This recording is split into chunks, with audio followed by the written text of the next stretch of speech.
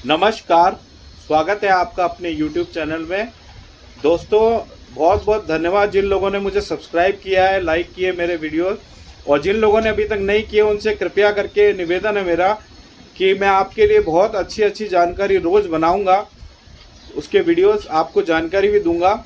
तो प्लीज़ आपसे रिक्वेस्ट है कि आप जब मेरा वीडियो देखें उससे जानकारी लें तो कृपया करके चैनल को सब्सक्राइब करें, लाइक करें, ताकि जितने लोग आपके लाइक और सब्सक्राइब करने से ज़्यादा लोग इनको सूचना मिलेगी इसके बारे में और ज़्यादा से ज़्यादा लोगों तक ये जानकारियाँ पहुँचेगी। तो कृपया करके आपसे पुनः निवेदन है कि मेरा चैनल सब्सक्राइब करें। दोस्तों, आज हम बात करेंगे लाइन शिफ्टिंग या पोल शिफ्टिंग। जो आम आदमी की ये भी समस्या रहती है कि हमारे घर के बाहर लाइन है, मान लीजिए, या कोई खंबा है पोल विद्युत का, तो उसको किस तरह शिफ्ट कराया जाए। कई लोग ऐसा करते हैं कि हेल्पलाइन जो बनी होती है उस पर बस शिकायत दर्ज कर देते हैं।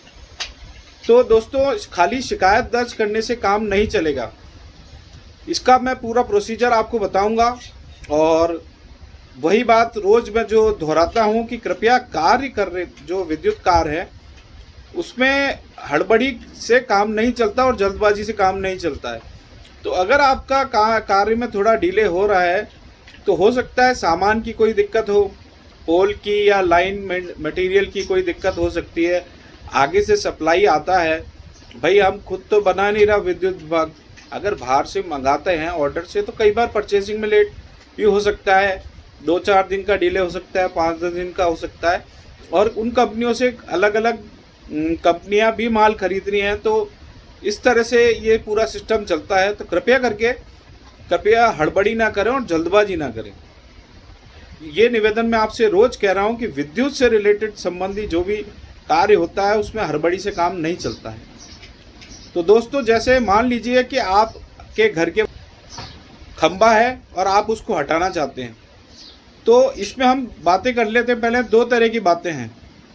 अमूमन लोग क्या करते हैं कि मान लीजिए कि आपकी कोई प्लानिंग कटी है या कोई रोड के किनारे या आपके घर के बाहर कोई लाइन जा रही है, तो कई लोग क्या करते हैं कि अपनी मंजिल उठाने के चक्कर में 3 फीट 4 फीट बाहर अपना झरोका निकाल लेते हैं, और ज़मीन ऑक्यूपाई करने के चक्कर में वो लाइन, उनकी जो गैलरी होती है वो कई बार लाइन के बहुत करीब आ जाती है। फिर उनको ये डर लगता है कि कहीं हादसा ना हो जाए। देखिए, विद्युत नियामक के अनुसार आरईसी जो रेगुलेशन है आरईआरसी के, एक सेफ डिस्टेंस मेंटेन करना बहुत ज़रूरी है, अन्यथा कभी हादसा हो सकता है। और उस केस में जब आप विद्युत विभाग के ऊपर कोई कार्रवाई की मांग करते हैं, तो अगर वो सेफ डिस्टेंस के जो मानक है अगर उसमें वो इम्प्लाई नहीं हुआ और गलती आपकी निकली, तो उल्टा आप उस उलझन में पड़ सकते हैं। तो कृपया करके मैं आपको ये चीज़ें समझा रहा हूँ। मान लीजिए कि रास्ते पे कोई खंबा है और रोड चौड़ी हुई है, तो हो सकता है वो बीच में है। तो इन सब की चीज़ों के बारे में ध्यान में रखते हुए हम बात करेंगे। दोस्तों, इसका जो बहुत सिंपल प्रोसीजर है वो ये है कि सबसे पहले आपकी समस्या जो है वो एक एप्लीकेशन में आप दर्ज कराएं। उसके बाद आप कार्यालय जाएं, वहाँ से एएन साहब आपको मार्किंग करेंगे और वो फाइल वहाँ से शुरू होगी। इसके बाद में आपके संबंधित जो भी कनिष्ठ अभियंता जेईएन है वो आपका मौका देखेंगे और उस हिसाब से एस्टीमेट बनाएंगे। इसमें 2-3 चीज़ें हमें ध्यान रखने वाली है। देखिए, अगर लाइन शिफ्ट हो रही है तो जहाँ शिफ्ट हो रही है वो कम से कम उसकी लायबिलिटी आपकी है। मान लीजिए वहाँ कोई ऑब्जेक्शन अगर आता है, कोई दिक्कत आती है, तब काम में देरी भी हो सकती है। तो कृपया करके अगर आप लाइन शिफ्ट करवा रहे हैं तो अपने आस पड़ोसी से या जो भी ज़मीन है, कम से कम ये ज़रूर पता कर लें कि वहाँ कोई ऑब्जेक्शन ना हो। उसके बाद में आप खड़े रह के जब लाइन की जगह बताएंगे, वहीं पे पोल जो भी शिफ्टिंग है, लाइन या पोल, वो शिफ्ट हो जाएगी। और ऐसा भी ना करें कि आस पड़ोसी को दिक्कत हो, बाद में वो ऑब्जेक्शन करे और आप ये सोचे ये तो काम विद्युत विभाग का है, विद्युत विभाग निपटेगा, तो ये भी गलत चीज़ है। तो दोस्तों, उसके बाद एस्टीमेट बनेगा और एस्टीमेट बनने के बाद एक डिमांड जारी होगा, एक अमाउंट जो विद्युत विभाग चार्ज करता है लाइन शिफ्ट के लिए। उसमें दोनों ही चीज़ें होते हैं। जो मटेरियल उतरा है उसकी कॉस्टिंग, उसकी लेबर की कॉस्ट आएगी, और प्लस जो लाइन मटेरियल है प्लस लेबर कॉस्ट वो आपसे चार्ज की जाएगी। और वो जैसे ही आप जमा कराते हैं उसके बाद वो उसका जॉब निकलेगा और संबंधित ठेकेदार आके आपके यहाँ कार्य करेगा। दोस्तों कई बार हम ये बहुत बड़ी गलती करते हैं और हम किसी पोर्टल पे जाके शिकायत दर्ज करा देते हैं कि भाई ये तो सरकार का काम है और इसको फ्री में होना चाहिए। देखिए, सरकार भी सामान खरीदती है तो उसके लिए कुछ पैसा देना पड़ता है। तो दोस्तों वो पैसा कहाँ से आएगा?